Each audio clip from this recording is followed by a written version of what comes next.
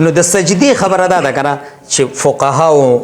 تاسو زمانه په دې باندې ډېر ښه پوهېږئ خو د شیشې خبره ده نو سوال مو کړی دی سوال مو کړی دی نو د هغې جواب دا دی جی چې سجده په 2 اندامونو ده لکه مطلب څنګه به اوس خلک وایي چې څنګه په 2 اندامونو ده هغه دا چې یو دا سر په یو کې راغی 2 لاسونه شو صحیح شو 2 لاسونه شو 2 زنګنان شو 5 شو او 2 خپې شوي نو دا 2 اندامونه شو اوس که په دې ته سجدې لځې او په سجده کې د سر ایښی دی او په دې 2 اندامونو کې تاسو وګورئ اکثریت خلک د دوی په سجده کې خپې را اوچتېږي نو په هغه 2 اندامونو کې په یو اندام کم شو نو سجده د کم ځای وشوه ډېر زبردست سجده اونه شوه نو چې سجده رکن نو چې رکن اونه شو نو مونځ د کم ځای نه شو فرض دی جی اوس که لکه ښه دا لاسې کې سر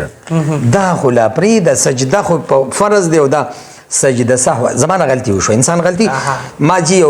زه یو کالج کې ما ټیچینګ کوو نو ما کلاس کې تپوس وکړو جی سجده سهو بحث راغی مې چاله سجده سهو ورځي تاسو په خدای یقین وکړئ په ما ګناهګار مه کوئ قسم دی 76 سټوډنټس وو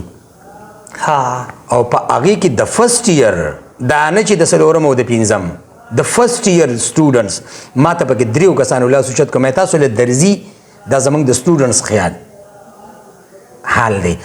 3 کسانو له ورتله ما چې د تپوس وکړو هغوی هم پکې غلط شو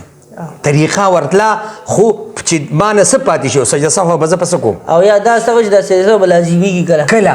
دا نو ما زه دومره سخت خفه شوم خو بیا سم خوشحاله شوم ما وایي خدای پاکه ما له مرګ زر مه راولې چې دې ته دا سجده سهو وکړه نو دا ډېرې اهمې خبرې دي چې زما نه په مونځ کې کوم څیز پاتې شي چې په هغې سجده سهو لازمیږي کوم څیز رانه پاتې شي چې په هغې زما مونځ ماتېږي کوم څیز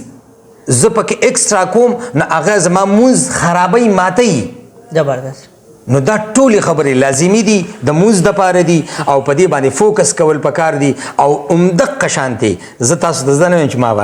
بیا راولئ په دې مونځ باندې خیر دی 15 پروګرام وکړئ چې ستاسو ناظرین په دې باندې پوه شي او په دې باندې پوه شي او د دې نه فایده والي صاحب ډېرې ښکلې خبرې وکړې زموږ پروګرام اوږدېږي او رقم غواړي ډېر سم واورېدې خو دا داسې خبرې دي چې سر ته رسولې په دومره قلیل مدت کې ګران دي یو پیره به بیا هم انشاءالله دوی له زحمت ورکو نو صاحب یو پیغام راکې بیا به پروګرام وایډ اپ کړو انشاءالله